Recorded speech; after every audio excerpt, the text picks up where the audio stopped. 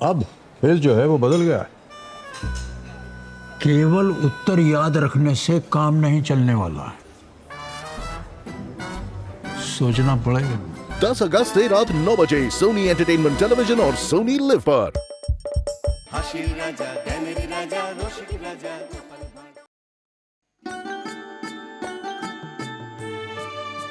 গিন্নি, বলি ও গিন্নি, বলি কি হলো কি মুড়ি খেতে খেতে আবার ডাকাডাকি কেন? একটু ঝোলা গুড় দিয়ে যাও দেখিনি। ঝোলা গুড় মেখে মুড়ি খেতে খুব ইচ্ছে করছে গিন্নি। দাঁড়াও দাঁড়াও, নিয়ে আসছি।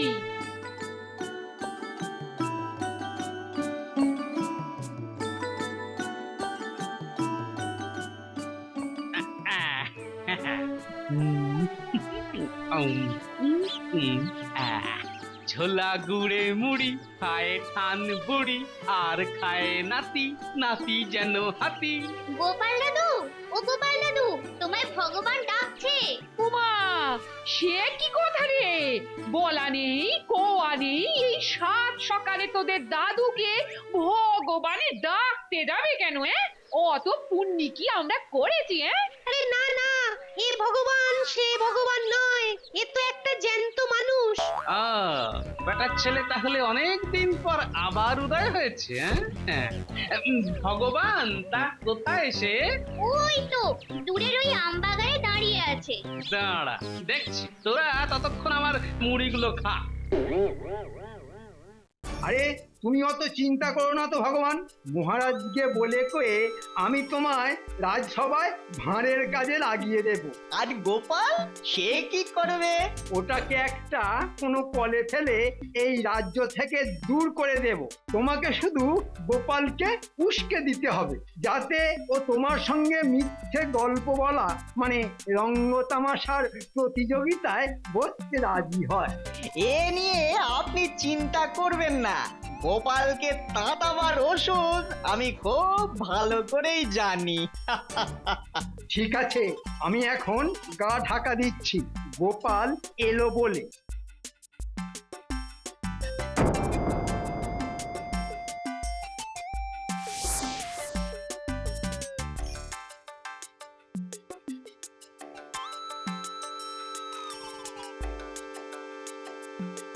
যা বাবা, কুটি বললো আমবাগানে দাঁড়িয়ে আছে, তা মূর্তিমান গেল কোথায়? কিরকম চমকে দিলাম বলতো? কেমন সত্যিকারের ভগবানের মতো ওপর থেকে নেমে এলাম।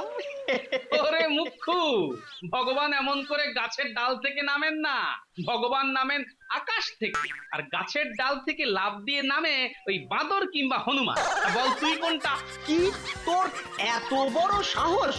আমাকে আমাকে তুই বাঁদর বললি? না, তোকে ঠিক ওই বাঁদর না বলে বরং বলা যায় লেজ কাটা বাঁদর। ঠিক আছে ঠিক আছে, আমি এর শোধ তুলবো। কি করে তুলবি? টেনে না ঠেলে? বলি খুব যে কথার খেলা দেখাচ্ছিস, ওই কথার পেঁচেই না আমি তোকে সকলের সামনে একেবারে নাস্তা নাবুদ করে ছাড়বো। কিরে আমার সঙ্গে কথার খেলা খেলতে রাজি আছিস? হ্যাঁ রাজি আছিস? তোর সঙ্গে কথার মারপ্যাচ? ঠিক আছে রাজি, তবে বলে রাখছি, তোকে কিন্তু কাঁদতে কাঁদতে আবার এ রাজ্য ছেড়ে পালাতে হবে। ফলে নো পরিচয়। কি হলো বলুন তো? যে রোজ রোজ দেরি করে সেই গোপাল অব্দি সভায় এসে গেল, কিন্তু মহারাজ এখনো এলেন না। শরীর টরীর আবার খারাপ হলো না তো? শরীর খারাপ হবে কেন? শরীর খারাপ হলে আমার ঠিক ডাক পড়তো।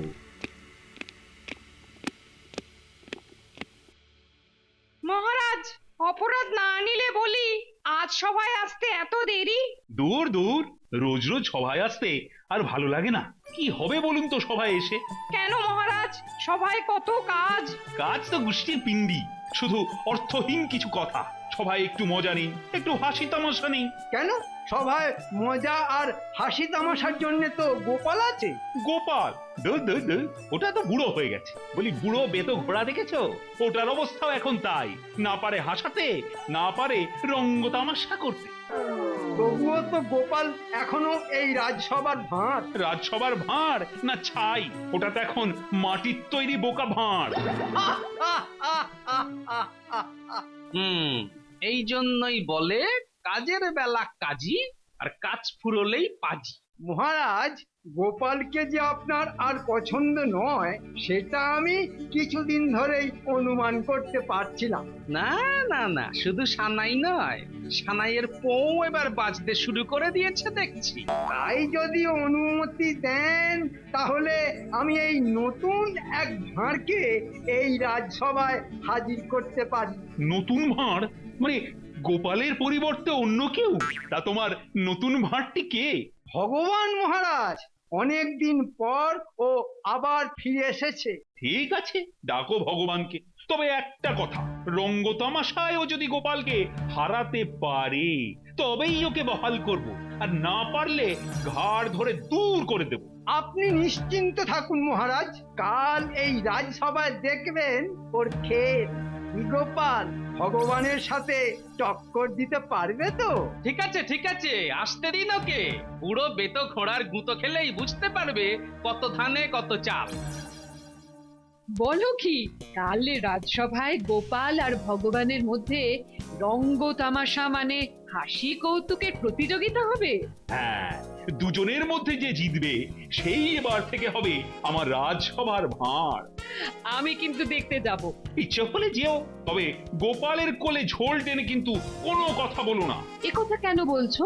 কারণ কাল যদি প্রতিযোগিতায় ভগবানের কাছে গোপাল হেরে যায় তাহলে রাজসভায় ভাঁড়ের চাকরিটা যে চলে যাবে ওর। এ আবার কেমন কথা? আচ্ছা, গোপাল কি শুধুই ভাঁড়? বুকে হাত দিয়ে বলো তো, কতবার কত বিপদের হাত থেকে ও তোমায় বাঁচিয়েছে। কিন্তু তার জন্য মাইনে ছাড়া নানান পুরস্কারও পেয়েছে। কিন্তু ইদানিং দেখছি কাজকর্মে গোপালের তেমন মন নেই, রোজ রোজ রাজসভায় দেরি করে আসছি। বুঝতে পেরেছি, গোপালকে আজকাল তোমার আর মনে ধরছে না।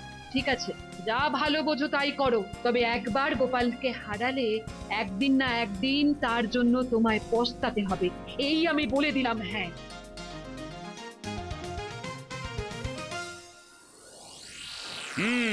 তাহলে আর দেরি কেন, প্রতিযোগিতা শুরু হোক। শুরু হোক। শুরু হোক। প্রথমে গোপালের পালা।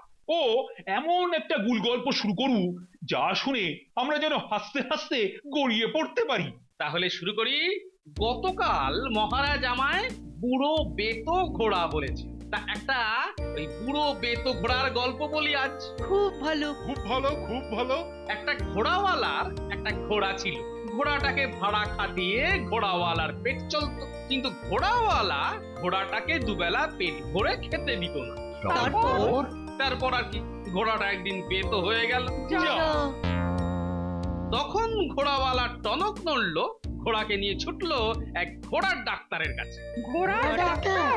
হ্যাঁ, ঘোড়ার ডাক্তার। ঘোড়ার ডাক্তারকে বললো ভালো কিছু একটা ওষুধ দিতে, যা খাওয়ালে ঘোড়াটা আবার আগের মতো তেজি হয়ে যায়। তারপর ডাক্তার তাকে 1 চামচ গোলা ওষুধ দিয়ে বলল এটা চট করে ঘোড়াটাকে খাইয়ে দিতে। ওই মাত্র 1 চামচ ওষুধ খেয়ে ঘোড়াটা ভালো হয়ে গেল? বলবো কি, যেই মুখে ওষুধ পড়লো অমনি ঘোড়াটা লেজ চড়চড় করে 4 হাত লম্বা হয়ে গেল। বলো কি, 4 হাত লম্বা হয়ে গেল? আর লম্বা হয়ে আকাশের দিকে উঠে গেল, আর ঘোড়াটাও আকাশের দিকে মুখ তুলে মারলো এক লাফ। তারপর আকাশে উঠেই ঘোড়াটা পক্ষীরাজ হয়ে ডানা মেলে মেঘের ভেতর চলে গেল। আমার গল্প ফুরলো, নোটে গাছটিও মুড়লো। বাহ বাহ বাহ বাহ বাহ। বাহ বাহ, খুব ভালো গল্প। দারুণ মজার। মোটামুটি ভালো। তা ভগবান, এবার তো তোমার পালা। বেশ, তাহলে ব্যাপারটা হলো এই রকম যে দুই বুড়োতে গরমকাল নিয়ে তর্ক বেঁধেছে। হ্যাঁ, তা এক বুড়ো বলে, বুঝলি, আমাদের গ্রামে দিনের বেলায় এমন গরম পড়তো যে পুকুরের মাছগুলো অব্দি পুকুর থেকে উঠে এসে গাছতলায় শুয়ে পাখার বাতাস খেত। দারুণ দারুণ গল্প। হ্যাঁ, পুকুরের মাছ গরমের চোটে গাছতলায় শুয়ে পাখার বাতাস খেত। তখন তখন অন্নপুরও বলল, যা যা, ভারী তো গরমকালের দিনের বেলার গল্প। আমাদের গ্রামে রাতের বেলায় কি হতো জানিস? কি হতো? রাতের বেলায় চাঁদের আলো এত গরম থাকতো যে কোনো বাড়িতে আর রুটি সেকা হতো না। তাহলে সকলে কি খেত? রুটি বেলে ছাদে পেতে দিত, আর চাঁদের আলোর উত্তাপে সেগুলো টাপাটাপ গোল হয়ে ফুলে উঠতো, আর ছাদে বসেই সকলে তা ছিঁড়ে ছিঁড়ে খেত।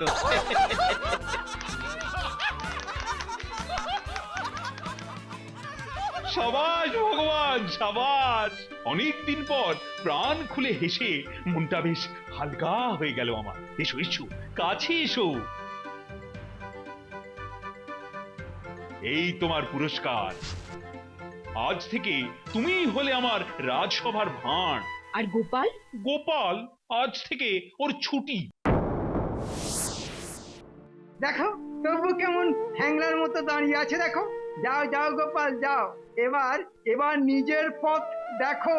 মহারাজ কি বললেন শুনতে পেলে না? না, এভাবে গোপালকে বরখাস্ত করা যায় না। তাহলে কি আমার রাজসভায় দুটো ভাঁড় থাকবে? তা কেন? গোপাল থাকবে আমার কাছে। হ্যাঁ, আমার কাছে। অনেক বিপদে আপদে ও আমাদের পাশে ছিল, সে কথা তুমি ভুলে যেতে পারলেও আমি ভুলিনি। তাই নাকি? তাই তুমি ওকে আজ বরখাস্ত করলেও আমি ওকে আশ্রয় দেব। এসো গোপাল, আমার সঙ্গে এসো। তা এখানে আর দাঁড়িয়ে থাকা কেন? যাও অন্দরে গিয়ে রানীর রান্নাঘরের কুটনো কুটকে যাও। যত সব।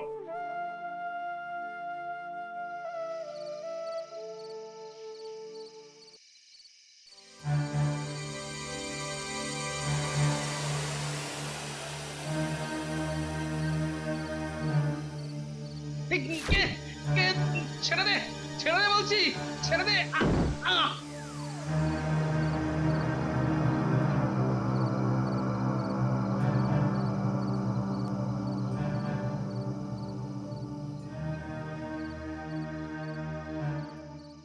মানছি ভগবান আজ গল্প বলে গোপালের থেকেও বেশি লোক হাসিয়েছে, কিন্তু তা বলে তুমি গোপালকে তাড়িয়ে দেবে?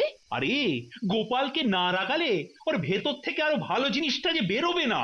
রাগানো মানে কি অপমান করা? দেখো রানী, আমার রাজসভা আর রাজকার্যের মধ্যে খামোখা মাথা গলাতে এসো না। আমি এমনিতে তোমার কোনো ব্যাপারে মাথা গলাতে আসি না, কিন্তু তোমার কোনো ভুল দেখলে আমি নিশ্চয়ই মাথা ঘামাবো। আমি ভুল করছি? নিশ্চয়ই করেছো। ভালো করে ভেবে দেখো, ওই পাজি মন্ত্রী কতবার কত রকম ভাবে তোমার ক্ষতি করতে চেয়েছিল, কিন্তু গোপালের বুদ্ধির জোরেই তুমি প্রতিবার রেহাই পেয়েছো। কথাটা তো এত গভীর ভাবে ভেবে দেখিনি। সত্যি বোধহয় বেশি বেশি করে ফেলেছি না?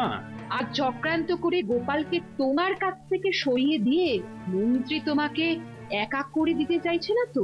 তাই তো। হ্যাঁ হ্যাঁ, ও মন্ত্রী তো হতচ্ছাড়া একটা মিছরি ছুরি। ও পারে না এমন কোনো কাজ নেই। না না না রানী, তুমি আমার চোখ খুলে দিয়েছো। কালই আমি নিজে গোপালের কাছে গিয়ে ওকে ডেকে নিয়ে আসবো।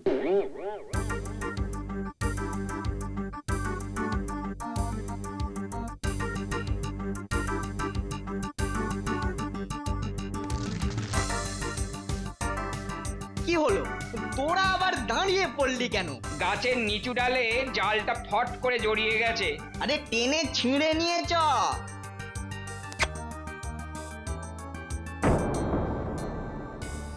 কি বলছেন কি রাজবৈদ্য? ঠিকই বলছি মহারাজ। গোপালের বউ কাঁদতে কাঁদতে ছুটে এসে বলল গোপালকে নাকি পাওয়া যাচ্ছে না। নদীর ঘাটে যাচ্ছি বলে সেই যে গেছে আর ফেরেনি। সর্বনাশ! মনের দুঃখে নদীর জলে ঝাঁপ মারল না তো? কেল্লা ফতে। যাক বাবা, এবার আমি জম্মের মতো নিশ্চিন্ত হলাম।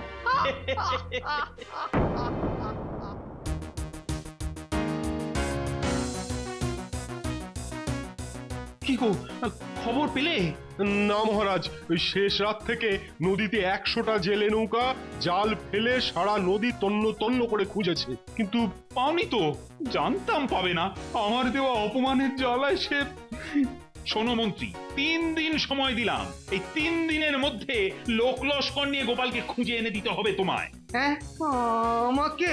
হ্যাঁ হ্যাঁ, তোমাকে তোমাকে এনে দিতে পারলে বহুমূল্যের পুরস্কার, আর না পারলে ঘাড় ধরে দূর করে দেব তোমার। কথাটা যেন মনে থাকে। কি গেরো, গোপাল কি এতক্ষণ আর আছে? দাদুকে খুঁজতে খুঁজতে আমরা তো অনেক দূর চলে এসেছি রে। দেখ দেখ, গাছের ডালে কেমন জেলেদের ছেঁড়া জাল জড়িয়ে আছে। আশেপাশে তো নদী কিংবা পুকুর নেই, এই ফাঁকা মাঠে জেলেরাও থাকে না, তাহলে এখানে মাছের জাল এলো কি করে? তাই তো।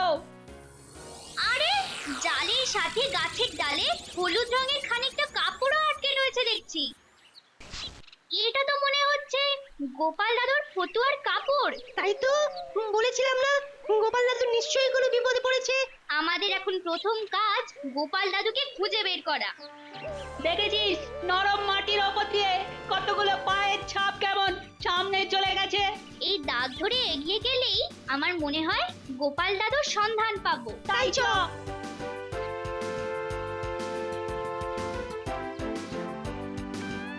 ওরে বাবা, ওরে মারে, হাতে পায়ে কি ব্যথা! ও বাবা, মাথার পেছন দিকটাও ফুলে যেন আপ হয়ে গেছে। কিন্তু কিন্তু আমি কোথায়? এটা তো একটা মজা হাজা ইদারা, কিন্তু আমাকে এই শুকনো ইদারার মধ্যে ফেলে দিয়ে গেল কারা? ও বাবা, এটা খুব খাড়াই দেওয়াল, দেওয়াল বেয়ে উঠবারও তো কোনো উপায় নেই। তাহলে তাহলে কি এখানেই আমার ভবলীলা সাঙ্গ? দেখ দেখ, ধুধু মাঠের মধ্যে একখানা ইদারা। কেউ ঝুঁকবি না কিন্তু, আমায় দেখতে দে। আরে ভেতরে জালে জড়ানো কি একটা পড়ে রয়েছে না? গোপাল দাদু নয় তো? গোপাল দাদু, ও গোপাল দাদু! আমি এখানে। তুমি তুমি এখানে কি করে এলে? মাথায় ডান্ডা মেরে অজ্ঞান করে দিয়ে তারা আমায় এখানে ফেলে দিয়ে গেছে। আমায় তোলার ব্যবস্থা কর পুটি। দাঁড়াও দাঁড়াও, আমরা এক্ষুনি ঝুড়ি দড়ি সব নিয়ে আসছি। তবে সাবধান, অন্য কেউ যেন জানতে না পারে। ঠিক আছে।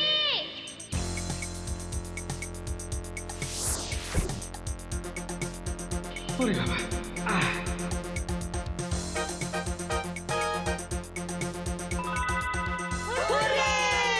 চুপ চুপ চুপ, চেঁচামেচি করলে সকলে জেনে যাবে। শোন তোরা, এখন চুপচাপ বাড়ি চলে যা। তুমি যাবে না? এখন না। কিন্তু দিদিমা যে খুব কান্নাকাটি করছে। কি করব বল, আমার যে এখানে দু একজনের সাথে বোঝাপড়া বাকি আছে, ওটা মিটিয়ে তারপর তো যেতে হবে। যা যা, তোরা এখন যা।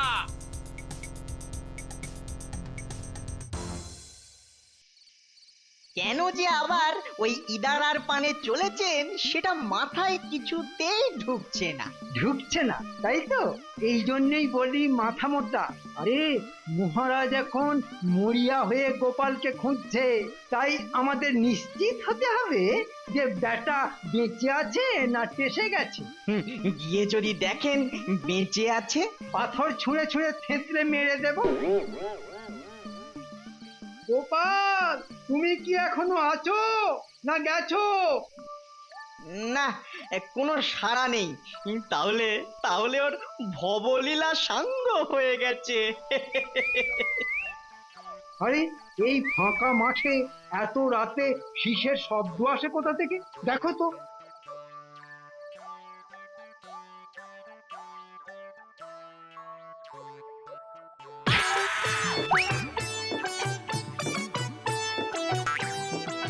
জ্বর চলে মন্ত্রীটা আবার কোথায় হাওয়া হয়ে গেল? ভগবান, আমি এখানে এখানে। কোনখানে? ইদারার ভেতর পড়ে গেছি আমি। হ্যাঁ, এর ভিতরে এর ভিতরে আবার কি করে পড়ে গেলেন? এইভাবে রে হতচ্ছাড়া, থাক এখানে গলা জড়াজড়ি করে। কি সেনাপতি, গোপালের কোনো সন্ধান পেলে? না মহারাজ, এদিকে এদিকে অন্য আরেকটা বিপদ দেখা দিয়েছে। কি বিপদ? এই কাল রাত থেকে ওই মন্ত্রী মশাই আর ভগবানকে খুঁজে পাওয়া যাচ্ছে না। সে কি, কোথায় গেল? আমি ফিরে এলাম, আর ওরা আটকা পড়ে রইল মহারাজ। এ কি গোপাল, তুমি ফিরে এসেছো? আহা, আহা, কি আনন্দ! কিন্তু কিন্তু কি বলে তুমি ফিরে এলে আর ওরা আটকে রইলো? এই কথার মানে কি? মানে বুঝতে হলে আপনাকে তো আমার সঙ্গে যেতে হবে মহারাজ। মন্ত্রী, তুমি আর ভগবান এখানে এলে কি করে? আজকে আপনার হুকুম মতো গোপালকে খুঁজতে খুঁজতে এখানে এসে পাহড়কে মিথ্যে কথা বলবে না। ইদার আর পাড় তো বাঁধানো, পাহড়কে পড়লে কি করে? সত্যি কথাটা বলে দিন না মন্ত্রী মশাই, আমার মাথায় ডান্ডা মেরে অজ্ঞান করে জেলেদের জালে জড়িয়ে আমাকে মারবার জন্য এই ইদারার ভেতর ফেলে দেননি? সত্যি কথা বলো মন্ত্রী, না হলে কিন্তু এই ইদারা থেকে কেউ তোমাদের তুলতে আসবে না। এখানেই পৌঁছে মরতে হবে তোমাদের। কি হলো বলো, গোপালের কথা সত্যি না মিথ্যে? সত্যি মহারাজ, সব সত্যি। এবারের মতো ক্ষমা করে দিয়ে আমাদের এই কুয়ো থেকে তোলার ব্যবস্থা করুন মহারাজ। তোমার মতো বিশ্ববাজিকে ক্ষমা? পচো এখানে 3 দিন 3 রাত, তারপর দেখবো কি শাস্তির ব্যবস্থা করা যায় তোমাদের জন্য। তা হ্যাঁ রে ভগবান, বলুন মহারাজ। বাবা মায়ে তো নাম রেখেছিল ভগবান, তেমন শয়তানি বুদ্ধি কেন মাথায়? সঙ্গ দোষে মহারাজ, সঙ্গ দোষে। তাহলে ওই সঙ্গীর সাথেই পচে মর। গোপাল, গোপাল, তোমার প্রতি আমার ব্যবহারের জন্য আমি সত্যিই দুঃখিত। আমায় মাফ করে দাও গোপাল।